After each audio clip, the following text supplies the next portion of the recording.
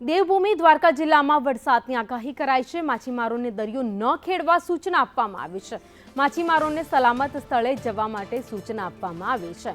તો રાજ્યમાં હજુ પણ 2 થી 3 દિવસ વરસાદ પડી શકે છે, જેને જોતા ખાસ સૂચના માછીમારોને આપવામાં આવી છે। દરિયો તોફાની બને તે માટે દરિયામાં ન જવા માટે પણ કહેવામાં આવ્યું છે। દરિયો ન ખેડવા માટે પણ ખાસ સૂચના માછીમારોને આપવામાં આવી છે। દેવભૂમિ દ્વારકા જિલ્લામાં વરસાદની આગાહીને જોતા ખાસ અલર્ટ માછીમારોને કરવામાં આવ્યા છે। તો રાજ્યમાં છેલ્લા 24 કલાકમાં 114 તાલુકાઓમાં વરસાદ વરસ્યો છે। હજુ પણ અનેક તાલુકાઓમાં વરસાદ પડી શકે છે।